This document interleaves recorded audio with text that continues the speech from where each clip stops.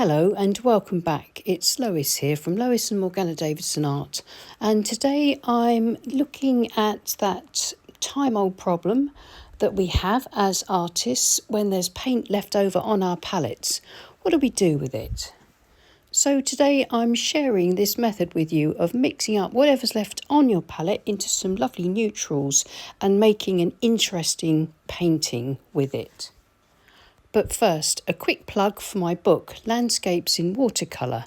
I'll leave a couple of links in the description below if you're interested in taking a look. There's lots of tips for beginners and intermediates and 10 projects, 5 line and wash and 5 pure watercolour. And also take a look at my Etsy shop if you're interested in purchasing one of my paintings. Just follow the link to my Etsy shop in the description below. Hi and welcome back. Today's demo is about not wasting paint. I've got quite a lot of paint left on my palette from recent paintings, so rather than waste it when I clean my palette, I've sprayed it 5 minutes ago to moisten up the paint so that it comes up nice and richly. And I'm going to paint a sort of rainy day urban scene if possible. Using using the neutrals that I get from mixing together whatever's left on my palette. Now I'm using my extra large Pro Art Harky brush to wet my page.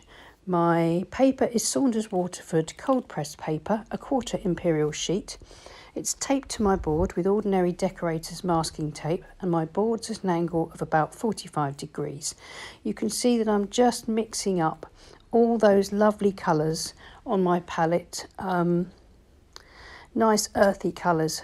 There's quite a lot of perylene green there. Now it's an artist quality Winsor & Newton paint, so it's quite strong. It looks like it's overpowering some of the rest of the Cotman colours on my palette, but I don't mind. I'm happy to accept whatever sort of greeny, bluey, grey neutral that I get.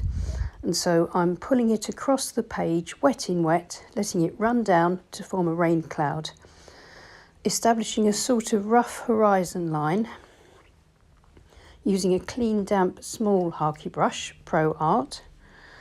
I have put some dry brush texture across the foreground. I'm not too worried about any kind of detail here.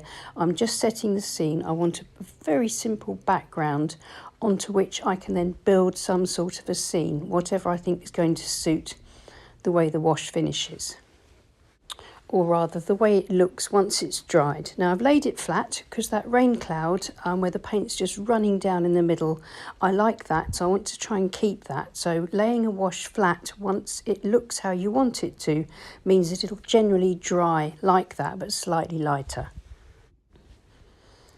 So I've left it to dry completely and to dry naturally, and it's dried more or less how I wanted it, fairly neutral, nothing too strong, all mid-tones with some lights left over, and that lovely area of rain cloud, which I'm hoping just gives enough of an impression of rainy weather.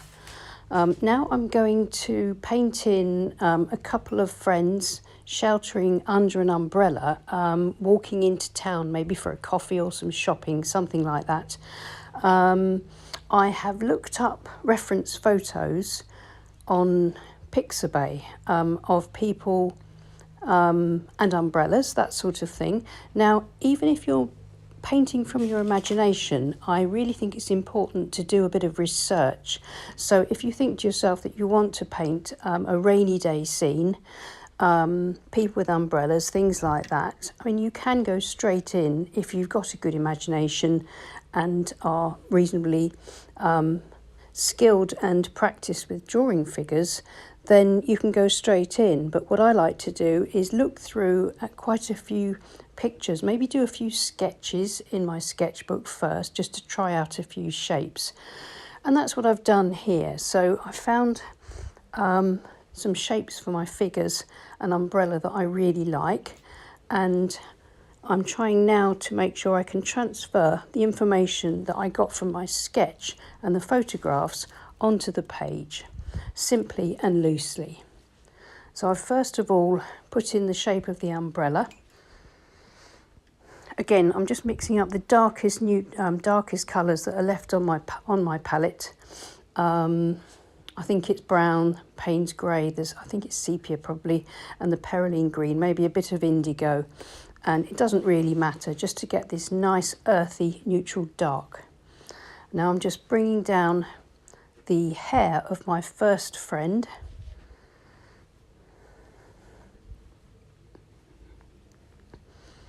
And then I'm going to leave her jacket to negative painting. So I'm just going down to her skirt and her legs. The gap that's left will turn into, or hopefully will give the illusion of her jacket, a lighter jacket. So just the background wash will give me that lighter item of clothing. And then back up to the head of the second friend. They're sort of snuggling in close to stay dry under the umbrella. So that's the kind of the pose that I want these figures to convey. So the heads are fairly together, having a chat, deciding where they're going to go shopping, I suppose. So now the next thing is then to bring down the second friend's shorter jacket and then some jeans maybe. Again, just dipping into my darks so I get some sort of, it's not just a block of the same colour. There are different shades here, and because my board's at an angle of 45 degrees or so, the paint will run slightly towards the base and give me darker marks at the base of each line, like across the bottom of the umbrella, things like that. So I'm working sort of slowly and loosely, but still carefully, to try and make sure that I get these shapes to look convincing. Once the legs are in, I have to sort of add a bit more to the shoulder of the second friend, just to balance up the shape of the figures, the proportions, to get it right.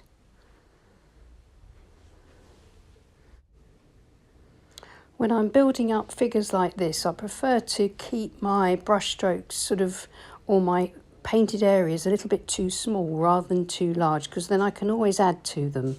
If I paint in a sort of a mark that's too large, then the proportions will be out, and it'll be very difficult to correct that. So I'd rather just sort of build on it. Now the finishing touch for the figures is to put in a handbag strap and a little handbag. Hopefully that will just link those two characters together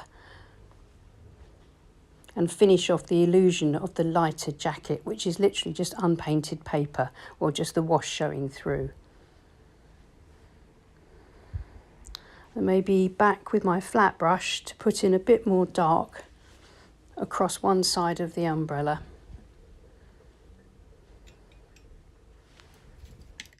And I've been using my small calligraphy brush for the figures, but you could use any small round brush, anything that's got a good decent point. Now here's the spike on the top of the umbrella, and now I'm going to put in some reflections just to give the illusion of these friends walking in the rain. So I'm just going to pull down reflections onto the wet ground, starting off with my small calligraphy brush with just some quite fine sort of wiggly random marks coming down from their legs, and then I'll go back onto my flat brush and make the marks slightly larger, and then eventually bring those marks across just to sort of get a little bit of texture and reflection into the ground, and some darker tone across the foreground.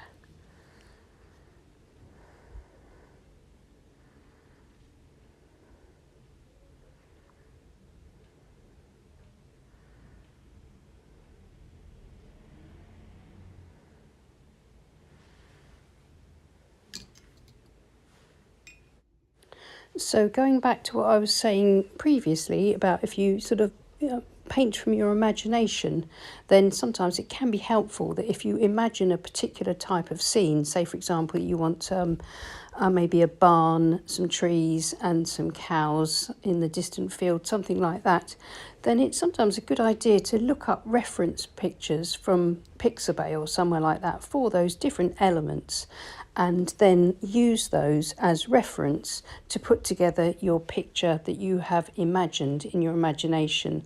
That way those elements will usually end up being a lot more sort of successful and work together harmoniously, and also will have a sort of an element of accuracy if you've researched them first. Now I'm just going to let those figures dry, and then sometimes if you paint a painting like this, the figures can work quite well by themselves, but I think that they need a bit more. So I'm going to put in some distant buildings. So I'm using the same colour, the neutral mixed up from the palette, all of those colours, quite watery. I'm going to use my flat brush and I'm going to put in a few sort of silhouettes of very simple distant buildings. You can see the paint's quite faint. It's very, very watery. Because my wash is completely dry, I'm painting in with wet paint onto the dry wash. So I've got nice crisp hard edges across the top of the roofs. Now this is my small squirrel mop. It's clean and it's damp, and I'm going to soften across the bottom to give that sort of misty, washed out rainy day look to these distant buildings. And hopefully where I pull out some of the paint, I'm also going to get the impression of sort of negatively painted maybe trees growing up into the distance, into the mist. So again, blocking in a sort of geometric shape for the building and softening back across the base. Now I shall continue this across the rest of the background, just adding maybe a few little shapes, poles, chimneys here and there, and then going back in with my clean, damp squirrel mop and softening underneath the buildings for that misty effect.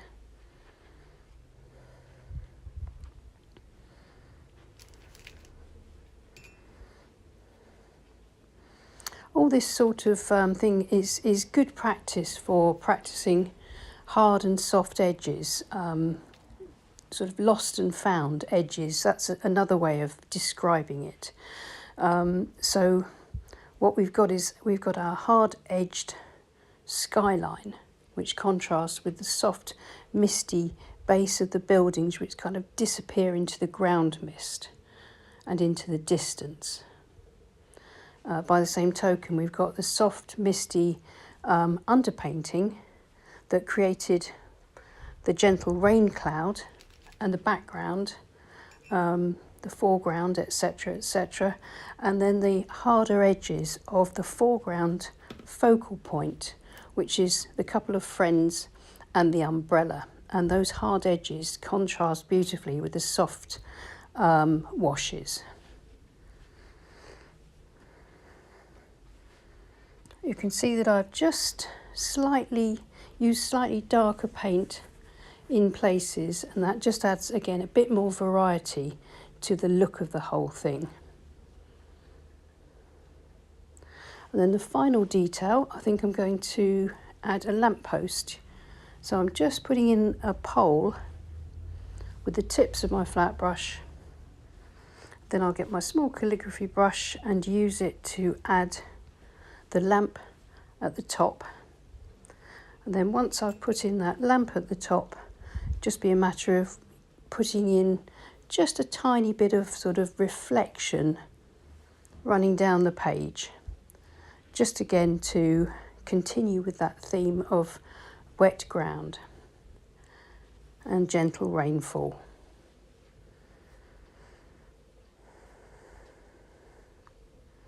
Maybe just a little bit of detail here and there, thickening up the base slightly, something and nothing. And now here's just that hint of a reflection, pulling it down vertically, not as dark or as heavy as the reflections on the ground of the friends.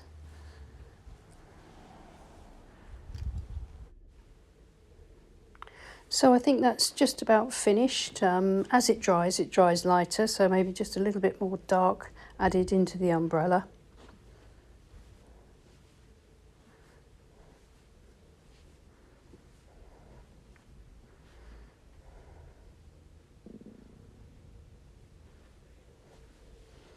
Just darkening up the figures here and there.